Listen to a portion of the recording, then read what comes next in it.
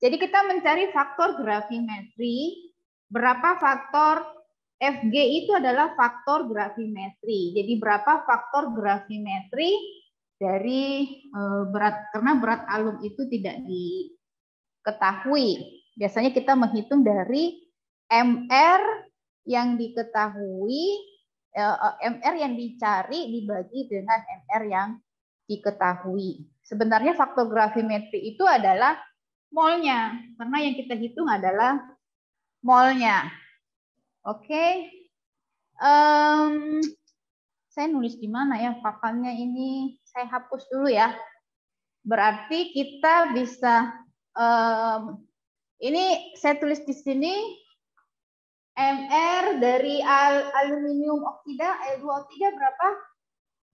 MR Al2O3, kalian sudah hitung? 101,964, Bu. 102 berarti ya?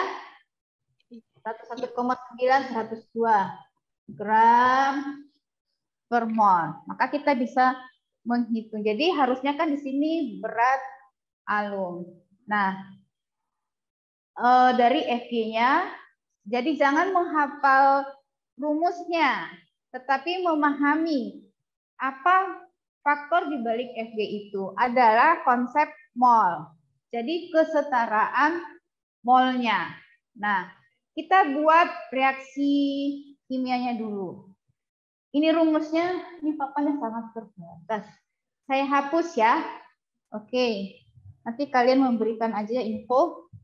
Ini sudah, soalnya saya perlu data itu. Saya hapus di sini ya.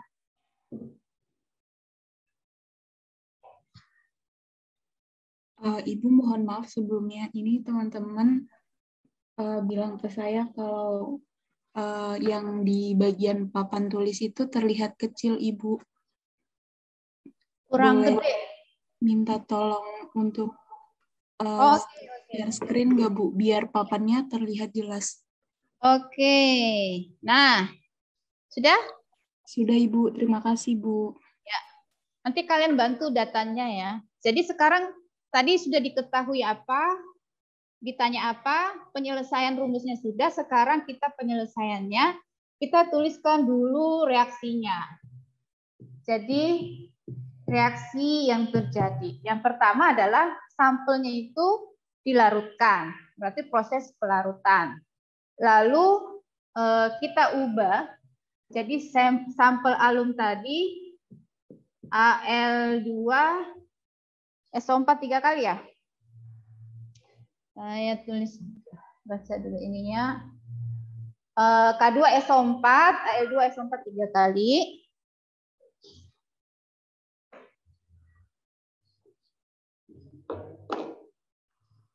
Jadi ini K2SO4, Al2SO4 3 kali, 24 H2O itu dilarutkan. Ya, dia ini namanya apa?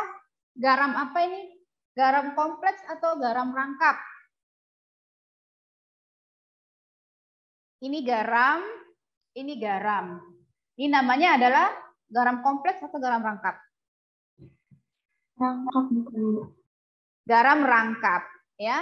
Jadi bukan kompleks. Ini garam sendiri, ini garam sendiri. Ini adalah garam rangkap. Jadi dalam garam ini ada K2SO4 dan ada Al.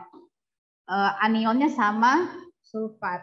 Kalau kompleks maka ada ion kompleksnya. Ya, jadi ini garam rangkap.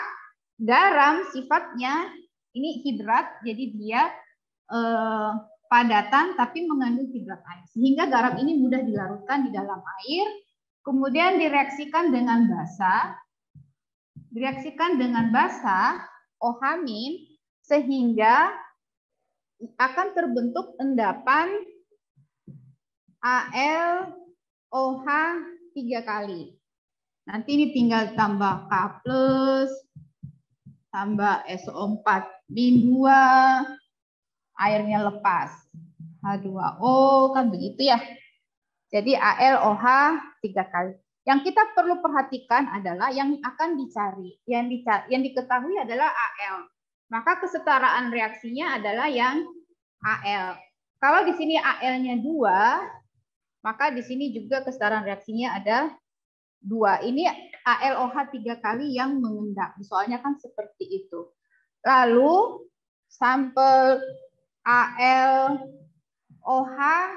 3 kali ini kita saring, kemudian tadi ya ceritanya di filter, kemudian di wash, dicuci, lalu ignited. Ignited itu dibakar. Di oven terus dibakar pakai furnace. Ini tanda pemanasan, pembakaran pada suhu tinggi, sehingga terbentuk endapan Al2O3. Ini padat, solid. Ya, Al2O3 dengan melepaskan molekul air. Gitu ya. Jadi Al2O3 dan melepaskan molekul air. Nah, ini ada masanya. Ini. Tapi rumusnya tadi harusnya kan massa alum. Nah, massa alum kan tidak ada. Berarti kita buat kesetaraan kimianya. Berarti 1 mol, saya tulis di bawah masih kelihatan.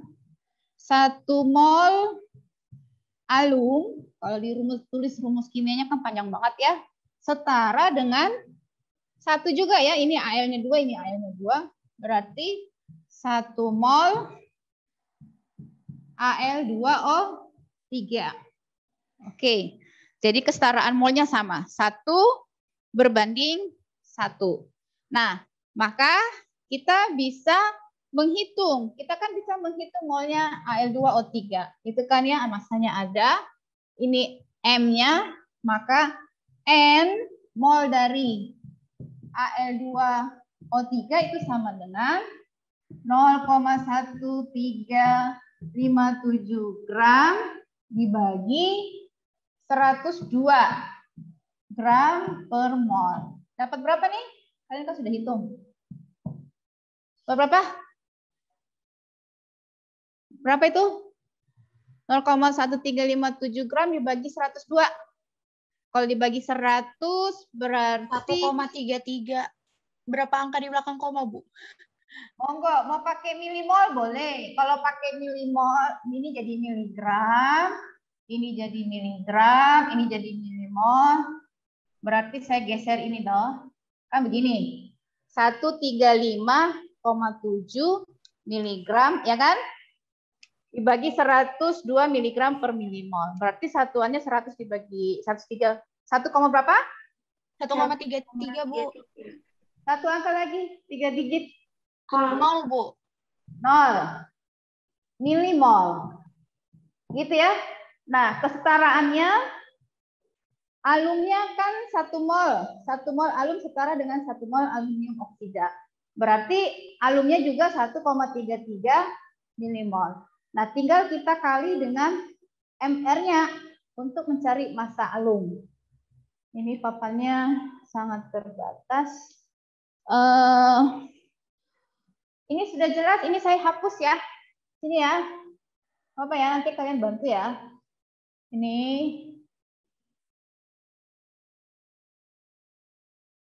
Oke, di sini berarti N. Kalau mau hati-hati, N dari alum berarti 1 banding 1 kali 1,33 milimol. Berarti berat alum sama dengan MR-nya itu ya, berarti 1,33 milimol dikali, supaya tidak ini saya hapus,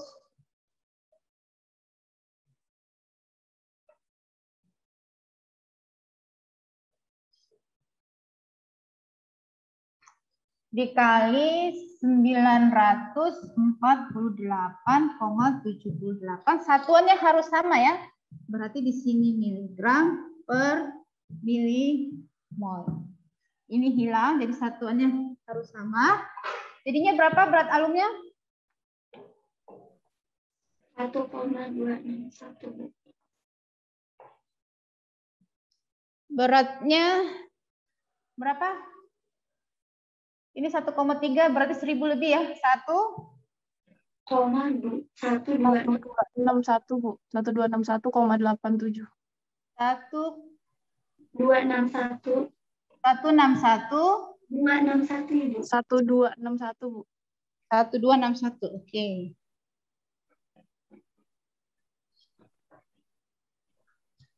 Satu, 261, 87, Ibu. 7. 87. 87. Ini ya? Iya, Ibu. Oke. Maka kita bisa menuliskan, tadi kan rumusnya kita sudah tahu ya, persen kemurniannya, maka persen kemurnian alum sama dengan berat alum dari hasil percobaan 1261,87. Ini satuannya harus sama, miligram. Dibagi sampelnya berapa tadi?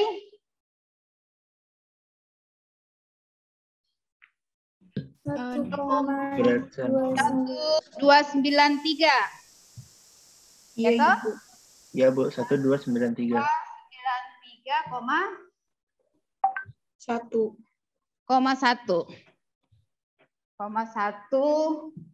Satuannya harus sama. Kalau pakai gram boleh, mau pakai miligram boleh. Kali 100%.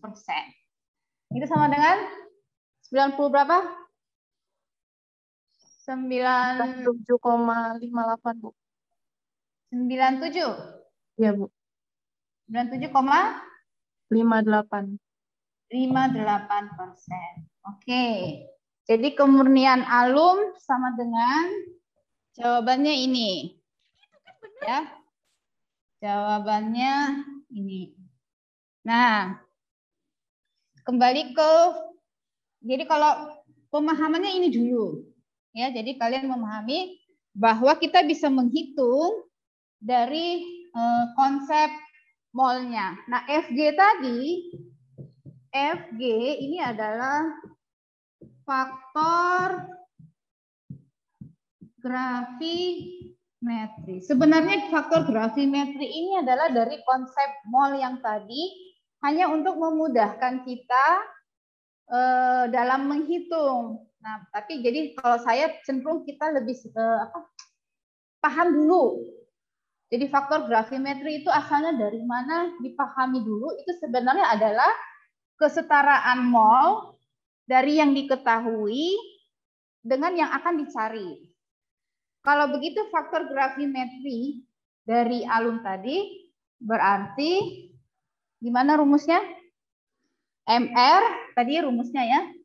Jadi MR dari alum dibagi MR sampel. MR faktor gravimetri. MR dari Al2O3 kali ini koefisien perbandingan koefisien reaksi. Ini kan kebetulan 1:1. Ya. Jadi 1:1 begitu. Tapi kalau misalnya koefisien reaksinya bukan 1:1, maka kita kali. Seperti itu. Jadi ini adalah faktor gravimetri. Ya, ini. Sebenarnya jadi karena apa? Karena massa yang diketahui adalah massa dari Al2O3. Berarti kan kita cari molnya dulu. Molnya itu berarti massa Al2O3 dibagi MR-nya dapat mol. Untuk mendapatkan massa alum berarti kita kali dengan MR. Jadi ini faktor gravimetri sebenarnya konsepnya adalah dari kesetaraan mol dalam reaksi kimia itu. Jadi yang penting adalah kita memahami reaksi kimia yang terjadi. Gitu ya. Jadi gini caranya. Berarti alumnya cukup murni, kemurniannya sampai 97%. Ada yang mau ditanyakan sampai sini? Benar semua nggak jawabannya? Enggak, Bu. Jawabannya kurang. Kurang apa? Kurang lengkap. Kurang lengkap. Jadi sampai persen Bentar dulu. Siapa nih yang kurang lengkap nih? Mas siapa tadi? Mas Zahid, siapa tadi? Yang mau dicek, ada yang mau dicek tugasnya? Ada yang mau dicek? Oke, jadi jawabannya betul seperti itu. Ada yang mau ditanyakan sampai di sini? Tidak ada? Iya, jadi ini tentang grafimetri. Harusnya pekan ini kita sudah selesai. Sebenarnya harus banyak latihan soal ya. Yang untuk grafimetri ini terutama yang saya tunjukkan dulu bukunya. Saya itu banyak minum, sebenarnya bagus untuk, tapi jadinya bolak-balik ke toilet. Mohon maaf. Sekarang grafimetri ini mau ke toilet lagi. Ini saya kasih satu grafimetri itu bab 8. Bab 7, bab 8. Nah, ini ya.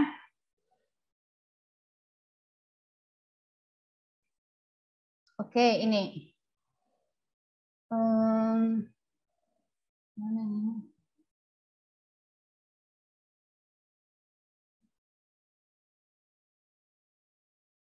ini?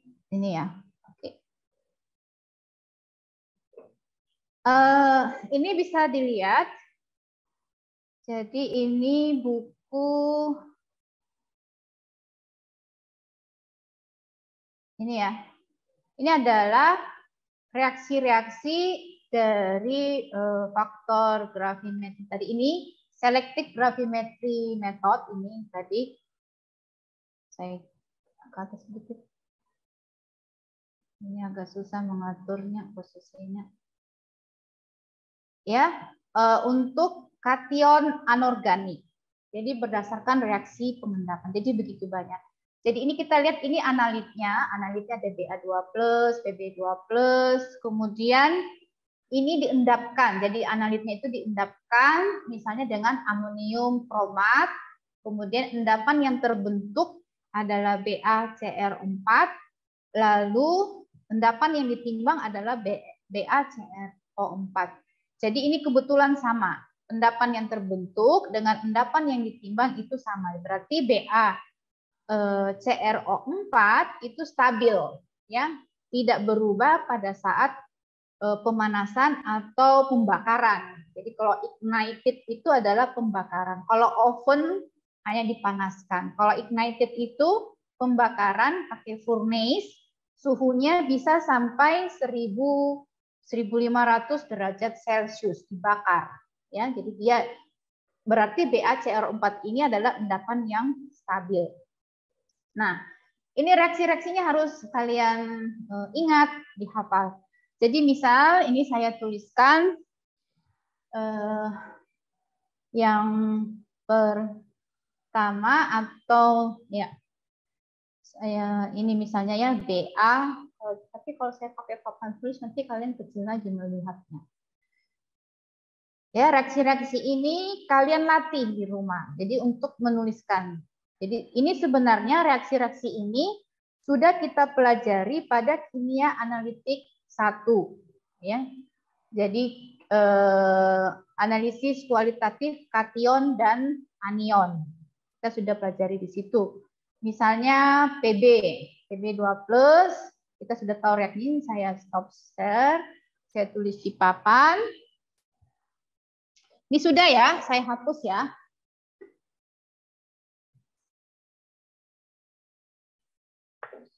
Kalau analitik itu memang kudu pakai papan tulis ya. Banyak reaksinya. Jadi misalnya Pb, kita sudah pelajari di kimia analitik 1, salah satu pengendap Pb adalah kromat. Jadi CrO4-2. ya. Jadi larutan kromat tuh ini akan membentuk endapan PbCrO4 ini solid. Nah, jadi ini reaksi yang terbentuk. Jadi ini adalah gravimetri dengan pengendapan. Lalu PbCrO4 ini kita ignited, kita bakar pakai furnace, itu suhunya bisa sampai 1000 derajat Celcius. Biasanya pakai oven dulu, menghilangkan airnya, ada 105. Kalau endapannya sudah kering, baru kita bakar pakai furnace. Ya, ini endapannya stabil, tetap sebagai PbCrO4.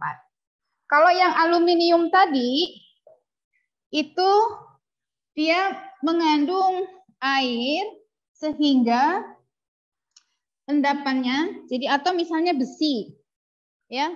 Jadi misalnya Fe3+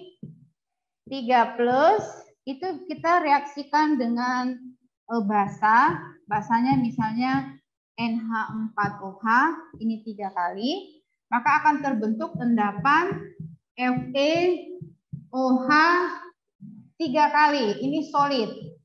Biasanya tanda panah ke bawah, mengendap. Nah, kalau FeOH 3 kali, ini kita bakar, ignited, pada suhu 1000 derajat Celcius kurang lebih. Ini tanda panah ke atas, ini berarti dilakukan pemanasan dan pembakaran. Maka akan terbentuk oksida Fe2O3, dan keluar molekul air. Ini menguap. Ini sisa endapannya. Nah, ini kalau gravimetri kita timbang sampai berat tetap.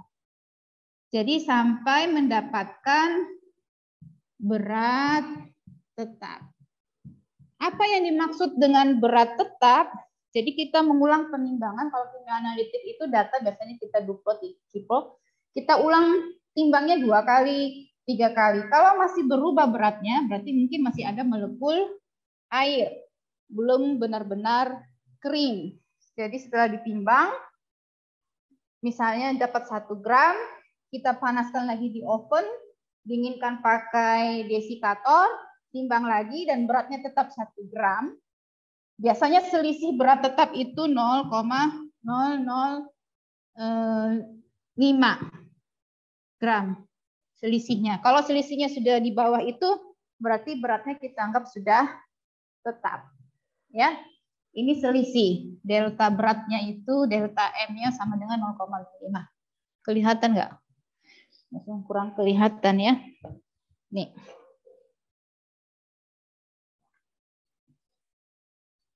Ini sampai berat tetap, delta M kurang dari, kecil dari 0,05 gram. Ya. Jadi penimbangan pertama dan penimbangan kedua harus, kalau masih besar dari ini, berarti dia masih banyak mengandung molekul air dan harus kita keringkan lagi.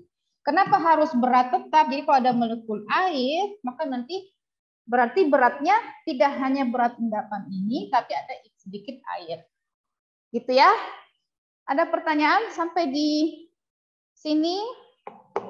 Jadi PR-nya adalah ini ya. PR-nya kalian menuliskan reaksi-reaksi ini. Ya, ini ada beberapa analit, kemudian diendapkan dengan presipitan ini, hasil reaksinya menjadi ini, lalu endapan yang ditimbang adalah ini. Jadi reaksinya dibuat seperti yang di papan tulis tadi. Gitu. Ya, seperti yang di papan tulis dibuat reaksinya. Jadi pengendapnya ini, hasilnya ini, berarti ada 2 reaksi. Oke? Oke, gitu ya. Ada pertanyaan sampai di sini?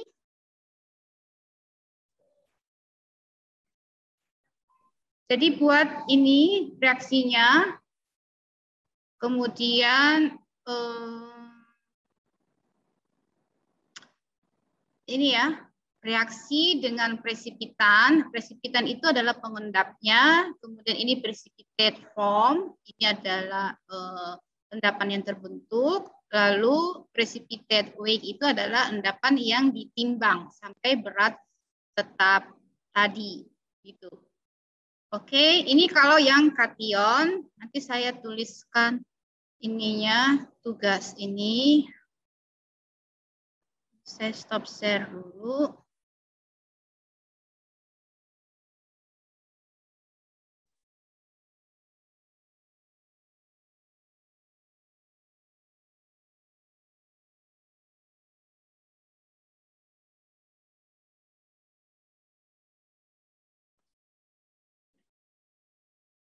Simpan tugas gravimetrik. Save.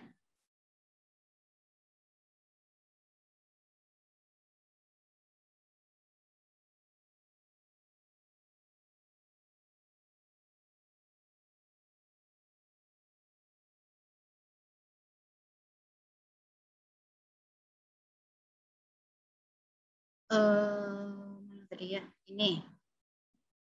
Di tugas petunjuk. Back-nya mana? Back. Oke. Back.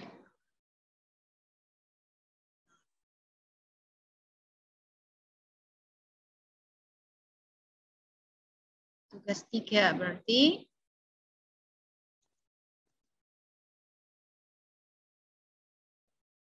buatlah reaksi pengendapan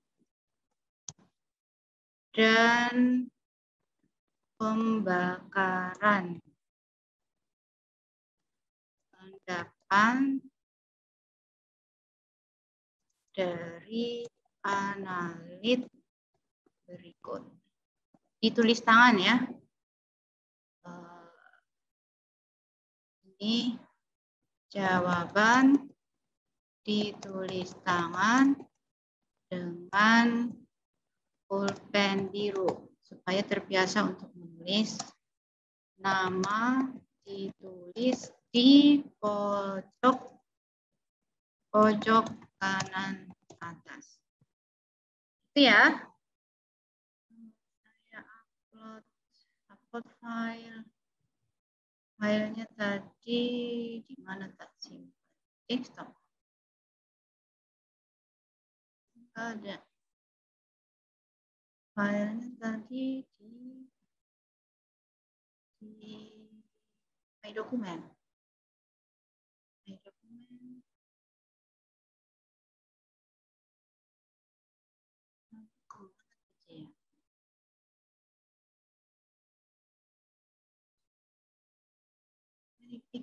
Bentar dulu ya. Filenya tadi di mana saya simpan? Harusnya di desktop. Not for slide. PNG. Apa di picture? Picture.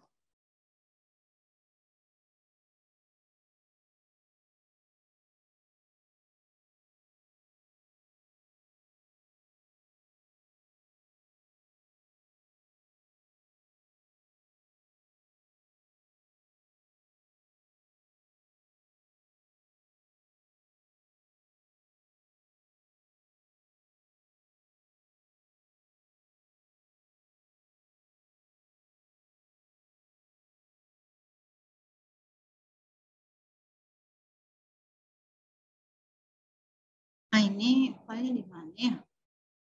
Tadi sudah disimpan. Save. Oh, di data. Di download. Oke. Di download. Oh, ini.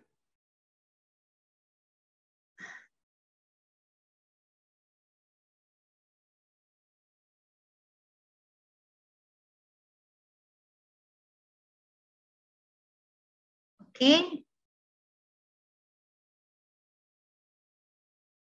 Share ini. Jadi ini filenya sudah saya berikan. Yang tadi kalian tinggal membuatkan. Tenggat waktunya mau sampai kapan? Hari Ahad ya. Tanggal 24 ya. Tanggal 24 jam 00. Jadi waktumu banyak. Sebenarnya kalau diselesaikan hari ini juga bisa. Supaya tujuan dari tugas ini supaya mahasiswa terbiasa untuk menuliskan reaksi-reaksi kimia. Ya, jadi kalian sebenarnya kan sudah dalam kimia analitik 1, tapi mungkin lupa. Ya, jadi di sini ini supaya mahasiswa terbiasa menuliskan reaksi kimia. Ini sudah dibantu, jadi hasil reaksinya sudah ada.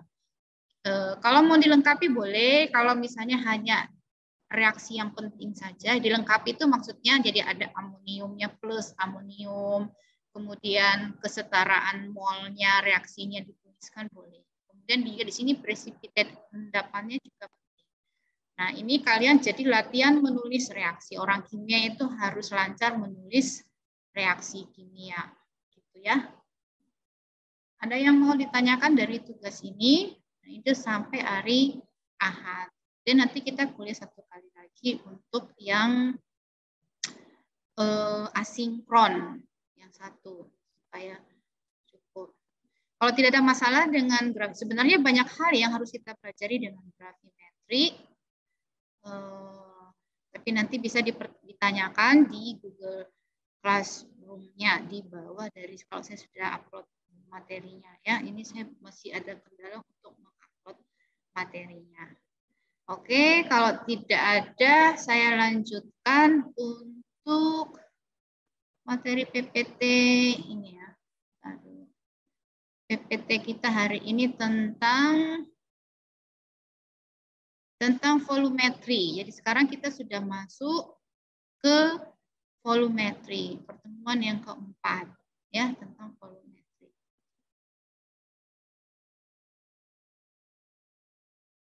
Nih, tentang volumetri. Ya. Pengantar analitik titrimetri. Kenapa disebut titrimetri? Karena kita prosesnya secara titrasi. Biasanya kita sebut juga volumetri. Volume berarti pengukuran berdasarkan volume. Ya, kalau tadi gravimetri berdasarkan massa, sekarang berdasarkan volume. Jadi analisis volumetri atau titrimetri itu sama. Kadang disebut titrimetri tadi karena caranya dengan titrasi. Kalau disebut volumetri berarti kita berdasarkan volume per reaksi yang telah diketahui konsentrasinya. Jadi ada 3 volumetri yang berdasarkan itu, kemudian titrimetri berat kita timbang, kemudian titrimetri kulometri, itu ya. Nah klasifikasinya adalah berdasarkan reaksi. Jadi ada titrasi asam basa. Kalau misalnya sampel kita asam, kita titrasi dengan basa. Sebaliknya kalau sampel kita basa, kita titrasi dengan asam. Kalau disebut asidimetri, kalau itu standar yang diketahui adalah asam. Dan disebut alkalimetri, kalau standar yang diketahui adalah basa. Alkali itu adalah basa. Jadi klasifikasi ini adalah berdasarkan reaksi yang terjadi. Kalau reaksi yang terjadi adalah reaksi kompleksometri, maka kita sebut titrasi kompleksometri. Kalau reaksinya adalah reaksi redoks, kita sebut reaksi titrasi redoks. Dan kalau reaksinya adalah reaksi pengendapan, maka kita sebut reaksi atau titrasi pengendapan. Nah, kembali lagi bahwa reaksi-reaksi ini sudah kita pelajari di kimia analitik 1. Ya, uji kualitatif kation dan anion atau di kimia dasar.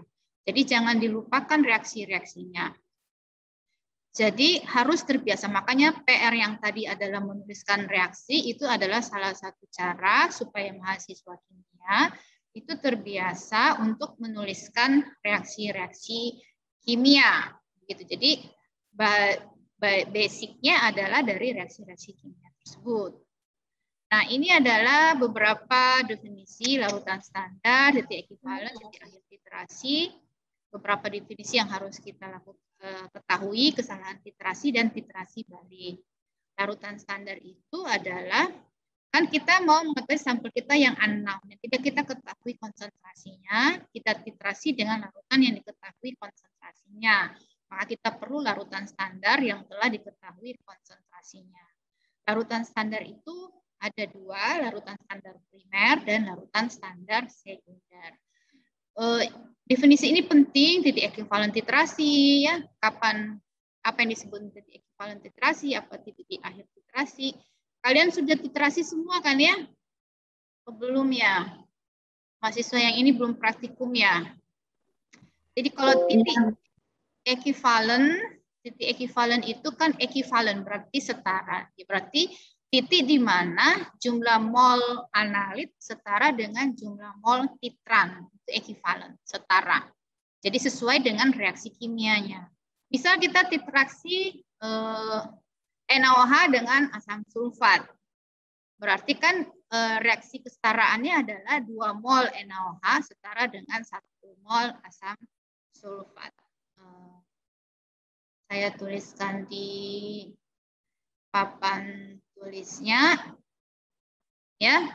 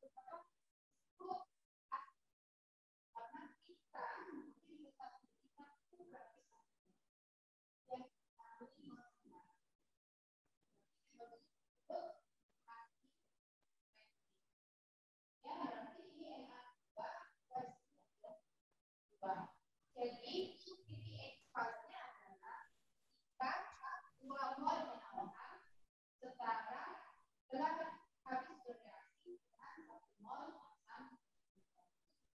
Bu, maaf Bu, nggak kedengeran suaranya Bu. Oh, suaranya iya. Oke, gitu ya. Kurang ini. Oke, jadi kalau berarti titik ekivalennya adalah 2 mol NaOH setara ekivalen dengan 1 mol asam sulfat, gitu ya.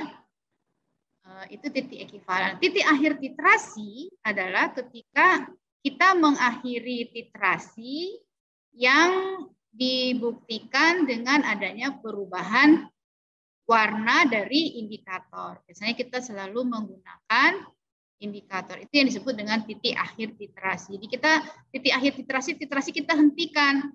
Kapan kita hentikan titrasi? Kalau indikatornya sudah berubah warna atau terjadi perubahan warna. Ya, indikator itu petunjuk. Ya, supaya kita mengetahui bahwa sudah terjadi ya reaksi tersebut. Mana yang duluan? Titik ekivalen atau titik akhir titrasi? Titik ekivalen. Ya, oke. Jadi reaksinya ekivalen dulu. Kalau sudah ekivalen, maka baru indikator itu bereaksi, terjadi perubahan warna kalau pH-nya berubah, misalnya, atau reaksi berinteraksi dengan kelebihan titran. Kemudian kesalahan titrasi. Kesalahan titrasi itu bisa terjadi misalnya karena human error. Jadi kita bisa menentukan uncertainty, ya, bisa menentukan faktor-faktor yang menyebabkan terjadinya kesalahan titrasi tersebut. Yang paling sering itu adalah human error. Jadi salah membaca atau salah memiter. Seperti itu, ya. Kurang teliti dan sebagainya. Kesalahan titrasi ini bisa kita hitung. Kemudian titrasi balik. Titrasi balik itu kalau misalnya analit itu tidak bisa bereaksi langsung dengan titran. Sehingga analit, kita reaksikan dulu dengan senyawa A, lalu kelebihan senyawa A baru kita titrasi dengan titran. Itu biasanya jadi disebut titrasi balik.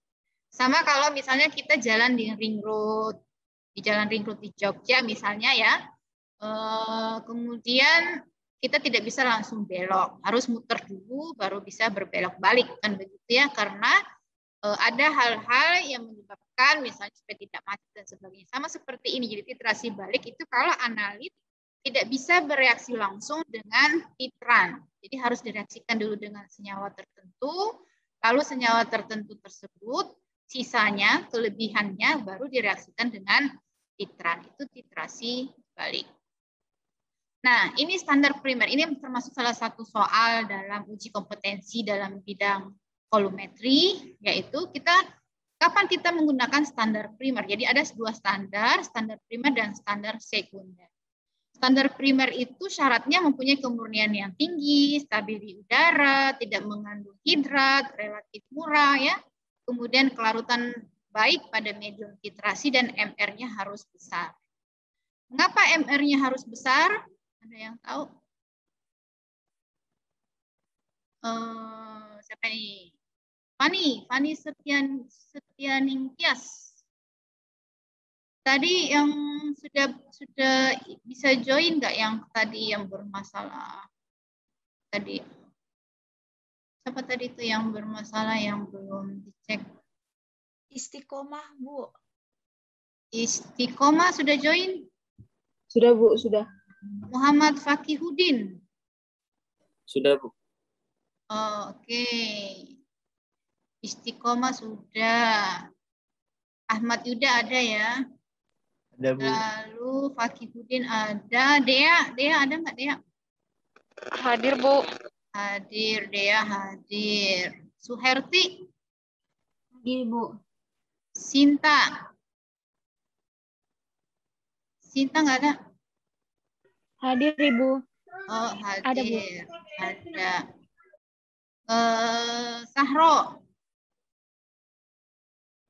Sahro. Muhammad Qaidul Islam. Ada nggak Muhammad Qaidul Islam? Muhammad Qaid Muhammad Qaidul Islam. Nggak ada ya? Oh, Alifi Rizki sudah ada. Ada, Bu. Oke.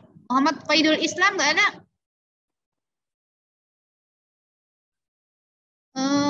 Satria Bagus belum ada. Ada, Bu.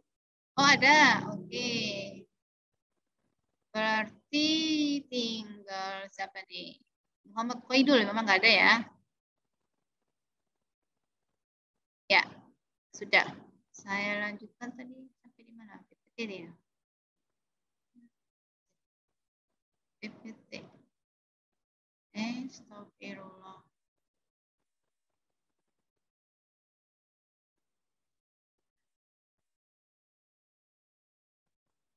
Stop dulu.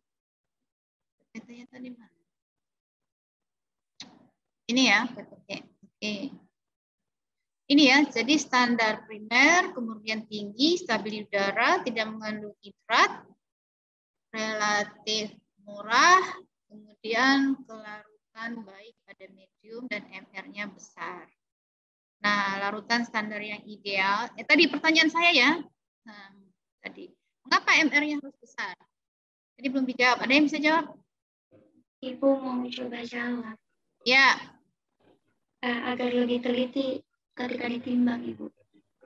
Iya, ya jadi supaya mengurangi tadi ada kesalahan titrasi. Kalau MR besar, maka jumlah molnya kan nanti jadi sedikit saja masanya, misalnya 1 gram, molnya kecil. Nah, kalau molnya kecil, maka kesalahan titrasinya lebih rendah daripada mol besar. Gitu ya. Maksudnya gimana? Kalau cuma 1 tetes, kelebihan itu karena mol kecil tidak pengaruh. Ya, tapi kalau molnya kecil berarti kan molnya besar, 1 tetes aja itu berpengaruh luar biasa. Ya, kesalahan titrasinya akan menjadi tinggi. Jadi MR besar itu fungsinya supaya menghindari kesalahan titrasi yang besar, supaya lebih teliti. Jadi siapa yang menjawab? Diana, Ibu. Oh, Diana. Oke, saya cek dulu nilai bonusnya. Mana tadi?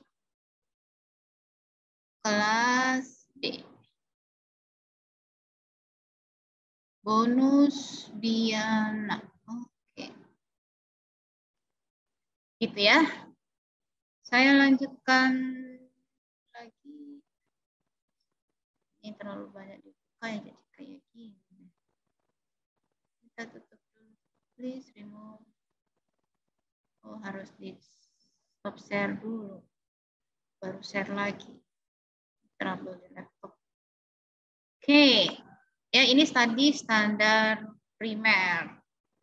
Lalu larutan standar ideal itu stabil, reaksi dengan analit itu harus cepat. Kalau reaksinya lambat, nanti kita pikir dia belum bereaksi, kita tambahkan terus, akhirnya jadi lewat reaksinya. Kemudian reaksinya komplit dengan analit, di akhir dicapai dengan baik.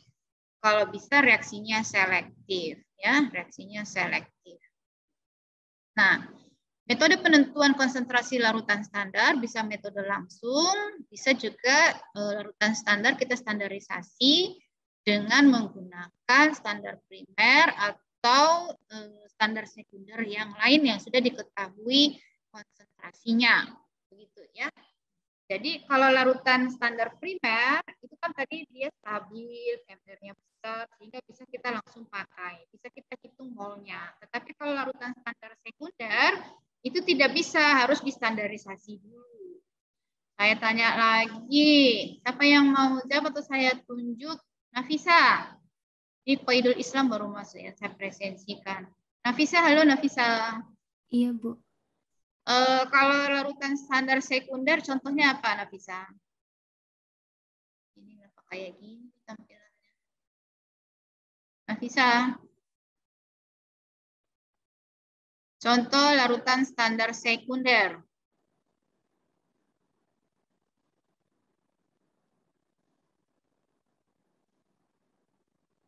Contohnya apa? Ada yang bisa jawab? Yang lain selain Nafisa? HGNO3 kan. NaOH. NaOH. NaCl. HCl. Fadila menjawab. Tadi yang cowok, siapa yang menjawab tadi? Ahmad Zahid ya? Oke. Sekarang saya share Excel-nya. Nih. Ini Excel-nya bisa dilihat. Ini terlalu banyak dibuka, jadi apa? Tadi Muhammad Zahid ya, Ahmad Zahid. Ini terus Ahmad tadi menjawab NaOH, Mbak Fadila tadi menjawab HCl. Tadi siapa lagi menjawab? Diana ya? Iya, Ibu. Diana tadi menjawab apa? HGNO3. AgNO3. Benar nggak? AgNO3 standar primer apa sekunder? Yang primer, Ibu. Iya, pertanyaan saya tadi yang sekunder ya. Oke, jadi itu adalah NaOH, ya, HCl, asam sulfat adalah standar sekunder. Kenapa disebut sebagai standar sekunder?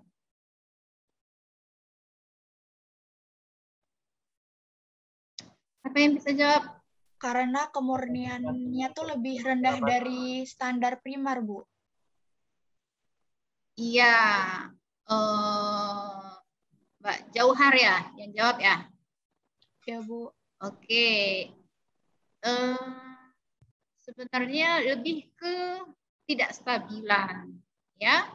Jadi bisa saja karena kemurnian, tapi kalau kita menggunakan senyawa-senyawa yang murni, misalnya asam sulfat pekat itu 98%, HCl itu 36% ya, tidak sampai 100%. Jadi dia memang kemurniannya tidak bisa sampai 100% atau 99%. Jadi HCl pekat itu konsentrasi tertingginya adalah 37 sampai 37%. Ya. Artinya nggak ada HCl 99% nggak ada, dia akan menguap. Ya, HCl itu akan berupa uap. Jadi yang bisa larut itu hanya sampai 36-37%. Begitu.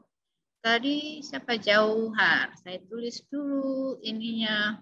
Jauhar. Bonusnya. Oke. Gitu ya. Oke, saya lanjutkan lagi PPT-nya. Nah, selain itu, mereka juga tidak stabil. Jadi, standar sekunder harus kita tetapkan setiap kalau mau praktikum. Ya, minimal seminggu sekali. Jadi, harus tidak bisa satu kali. Jadi, minggu ini kita tetapkan konsentrasinya di standarisasi. Minggu depan kita tidak standarisasi, pakai yang kemarin nggak bisa. Dia berubah, dia tidak stabil. Ya, jadi standar sekunder itu tidak stabil. Jadi, harus ditetapkan konsentrasinya setiap kita mau pakai lebih baik kalau bisa seminggu sekali. Nah, ini perhitungan volumetri. Nah, sama ya. Jadi harus kuat stokiometrinya. Di awal sudah saya sampaikan. Jadi kita harus kuat untuk menghitung volume, molaritas, normalitas, konsentrasi persen. Jadi harus sering-sering latihan soal. Ya. Kemudian ingat basicnya adalah dari prinsip reaksinya. Jadi harus mengetahui prinsip reaksinya dulu dengan baik. Stokiometri reaksinya, jadi misalnya berapa mol NaOH yang bereaksi dengan asam sulfat, ya harus dipahami dulu dengan baik, begitu. Oke, karena basicnya adalah di stokiometri reaksinya, ya konsep molnya, kesetaraan molnya, baru kita bisa menghitung molaritas, normalitas, misalnya, kemudian konsentrasi sampel dalam persen, misalnya dalam persen, caranya seperti tadi. Begitu. Kemudian ini tadi titik ekivalen, titik akhir titrasi, tadi sudah saya jelaskan. Kemudian volume sebagai sinyal. Ya. Jadi contoh misalnya ini adalah Ag plus dan SCN. Nah, kemudian kita membuat kurva titrasi. Kita bisa membuat kurva titrasi untuk kalau kita pakai misalnya alat titrasi otomatis, yang menggunakan elektroda, ya kita bisa menghitung titik ekivalen dan titik akhir titrasi dengan lebih tepat dari kurva titrasinya, karena dia tajam perubahannya di situ, ya seperti ini. Jadi kita misalnya ini kita bisa menentukan titik ekivalen dengan sangat tepat dengan menggunakan kurva titrasi, dia sangat tajam. Kalau kita bikin turunan pertamanya akan lebih bagus lagi, ya. Puncaknya akan tinggi atau turunan kedua. Kalau ini langsung. Nah, kalau misalnya data kita kurang bagus, nanti mungkin dia kurang, kurva S-nya ini tidak bagus. Kurva S-nya ya. Agak landai misalnya kalau data kita kurang bagus. Gitu. Nah, ini buret. Kita menggunakan buret untuk proses titrasi. Jadi prinsipnya adalah meneteskan titran ke dalam larutan yang mengandung analit. Biasanya berbentuk panjang, tabung sempit. Gunanya supaya apa? Supaya lebih teliti. Kalau panjang dan tabungnya sempit. Kalau dia lebar, itu kan kurang teliti. Jadi kesalahan bisa besar ya. Kemudian kita bisa menggunakan juga titrasi otomatis. Tadi sudah saya sampaikan, misalnya menggunakan titrasi yang otomatis. Oke, sampai di sini. Ada pertanyaan tentang pengantar titrasi? Nanti saya share semua materinya. Kemudian dalam minggu ini kita kuliah asinkron lagi 1 kali. Sampai saya perpanjang sampai pekan depan gitu ya. Oke, ada yang mau ditanyakan terkait materi hari ini? Sudah jelas?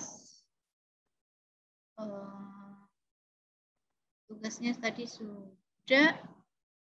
Tugasnya tadi saya sudah upload ya. Sudah, oke. Ada yang mau ditanyakan? Bu, saya mau nanya, Bu.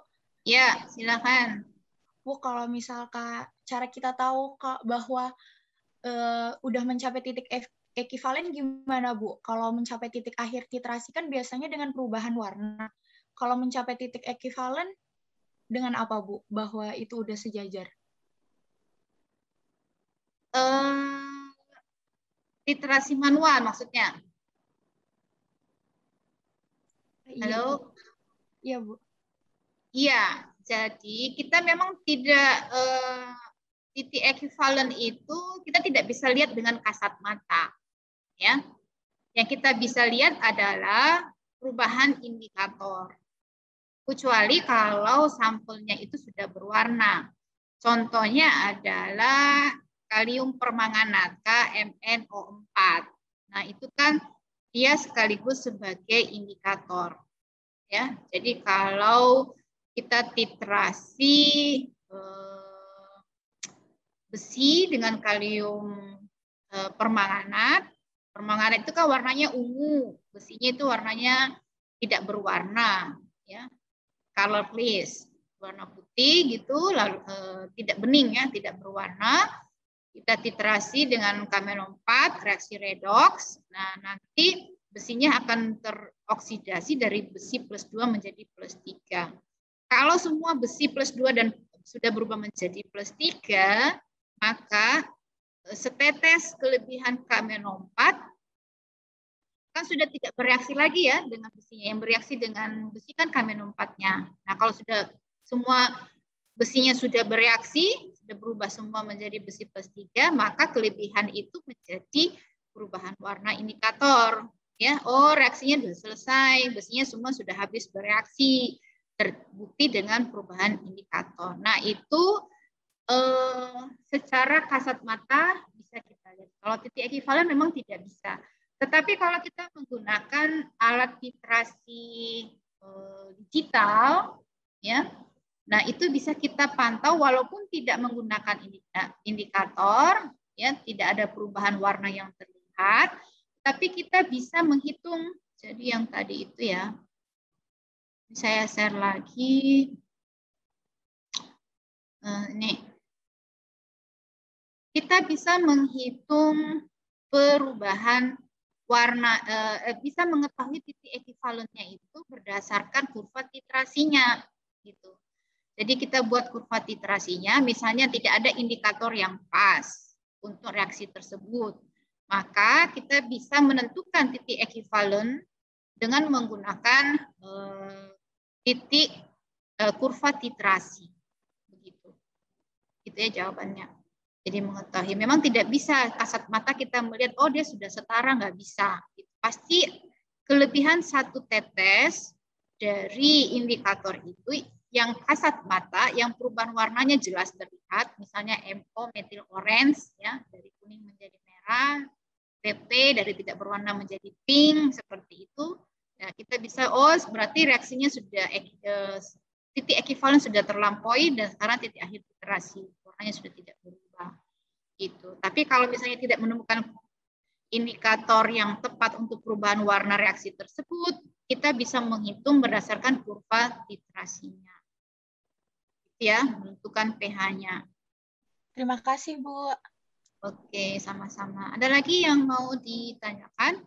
Kurva titrasi itu, ini kan turunan pertama, turunan kedua, ini modern analytical.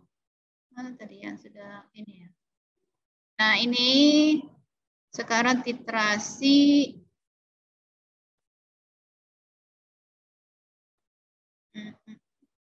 bab 9 ya, titrasi ya. Ini bab 9 titrasi. Kurva titrasi ini 1, terus ini ada kurva turunan pertamanya bisa kita buat. Nah, ini tadi alatnya ya. Alat titrimetri otomatis, kemudian ini kita buat turunan kedua dan turunan pertama dan turunan kedua. Ini ya contohnya. Nah ini, jadi ini langsung kita plot antara pH dengan volume titran. Ini yang kurva S. Ini kurvanya misalnya kalau bagusnya yang tajam kurva S-nya, tapi kadang kan kita datanya kurang bagus. Gitu. Nah, untuk lebih jelas, maka kita buat turunan pertama. Ini adalah kurva turunan pertama, tetap volume titran sebagai sumbu X, Dan sumbu Y-nya itu selisih delta pH, pH-nya dibagi dengan delta V, volumenya. Nah, ini kan jadi jelas terlihat kan titik ekivalennya karena ada puncak seperti ini. Kalau misalnya masih tidak jelas, kita buat kurva turunan keduanya. Ini kurva turunan kedua, di mana titik ekivalen itu adalah perpotongan pada sumbu X. Kan kita mau menentukan volume titran. Berapa sih pada volume titran, berapa titik ekivalen itu terjadi. Kan begitu ya.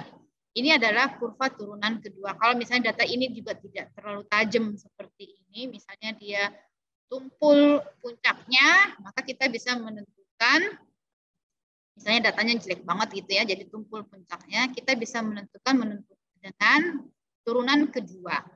Ini datanya diolah seperti ini. Jadi ini normal titrasi, volume dengan pH, lalu ini turunan pertama dan ini turunan kedua. Cara menghitungnya ini volume ya. Kan delta itu ya volume dibagi 2. Jadi 0 tambah 2 dibagi 2 dapat 1. Ya, turunan pertama.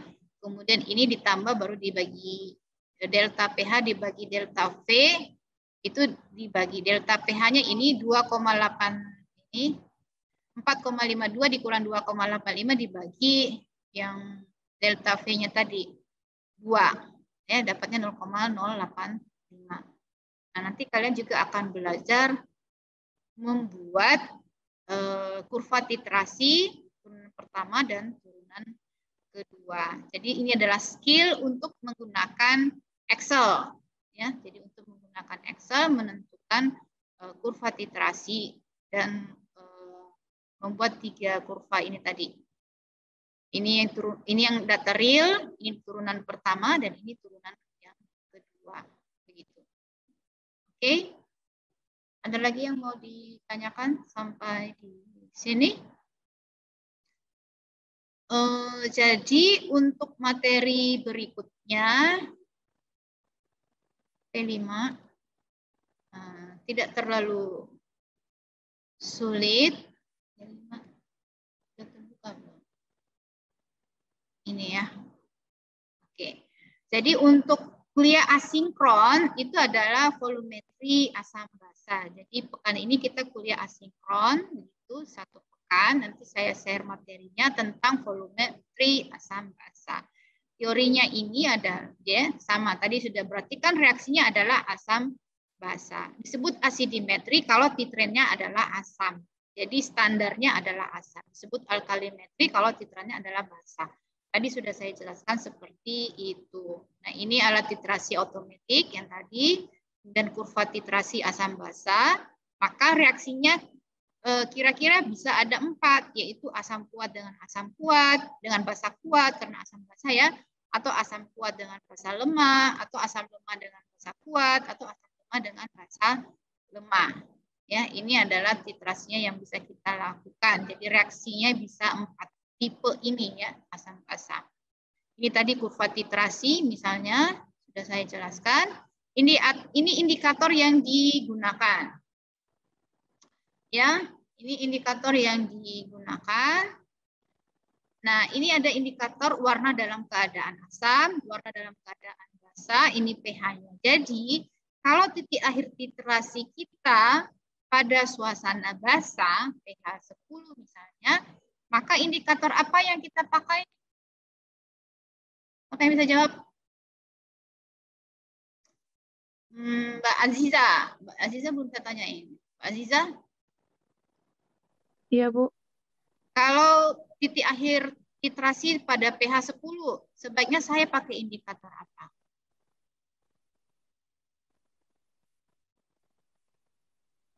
Indikator PP, Bu. Iya, betul sekali Mbak Aziza ya. Jadi kalau pH 10 titik akhir ini pH range berarti titik akhir titrasi kita terjadi pada pH tersebut. Misal titik akhir titrasinya pada pH 10, maka yang biasa kita gunakan adalah indikator PP karena terjadi perubahan warna menjadi pink atau red di sini dinyatakan ya merah. Kalau kita kan karena dia merah semu jadi kayak pink begitu. Selain PP, kita bisa pakai alizarin. Nah, kalau dalam suasana titik akhir titrasi pada dalam suasana asam, biasanya kita orange. Ya, metil orange berwarna merah dalam kondisi asam dan orange pada kondisi ini sebenarnya kondisinya asam juga ya. Tapi kalau dia sangat asam maka dia berubah menjadi merah. Jadi dari orange menjadi merah. Jadi kalau asidimetri kita pakai MO. Kalau alkalimetri kita pakai PP. Gitu ya. Ingat-ingat jangan kebalik-balik. Jadi ada banyak, tapi yang umum biasanya dipakai di lab itu MM, metil orange atau MO. Ya sama aja, metil orange, MM itu metil merah, kemudian PP, phenolphthalein, thymol blue biasa juga dipakai, atau kertas lakmus. Lakmus bisa kita pakai juga itu, ya. Oke, ini adalah beberapa indikator yang bisa kita gunakan. Atau kita menggunakan mix indikator, campuran, misalnya bromocresol green dengan metil orange. Maka perubahan warnanya dalam kondisi asam orange, dalam kondisi basah dia blue green. Blue green itu kita sebutnya warna apa? Blue green Tosca ya, warna Tosca. Asik tuh warnanya menjadi Tosca. Nah, ini fungsinya indikator ini adalah supaya kita bisa menandai bahwa reaksinya itu sudah selesai.